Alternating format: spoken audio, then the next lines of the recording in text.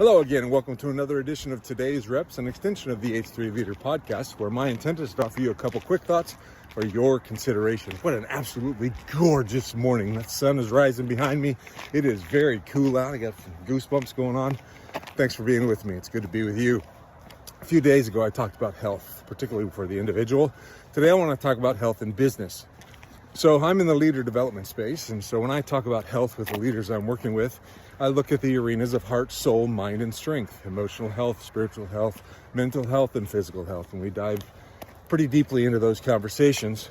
In my previous Today's Rep, we talked about two components of health. We talked about the state of good health and the condition of good health. So state of good health has to do with the fact that my metrics are all in a good place. My body temperature is good, my O2 is good, all of those kind of things.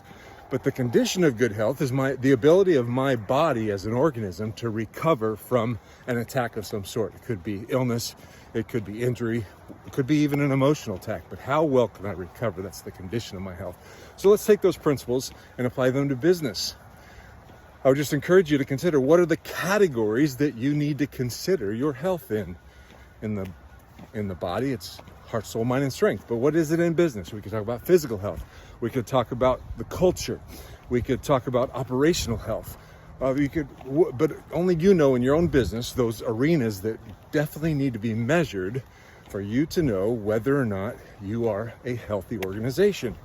So we can create the metrics that are the measurements in those particular areas, and we can say we are in a state of good health or we are not in a state of good health. But then what about the conditioning of your health? What are the processes and policies and practices and cultures that you're trying to look at? How do we respond to an attack of some sort, an illness or an injury to our business? What are the responses that we have to these things that might happen in our business? And so we can look at it from a metric perspective, a state of health, and then we can look at the conditioning, which over time, when developed, can bring about a healthy organization. So these are just some thoughts for you to consider. We're not going to do it perfectly, but as you know, if you've been following me at all, we realize that we have plenty of opportunity to get better because every day is training day. Thanks for listening today. Have a wonderful rest of your day. See you soon. Bye-bye.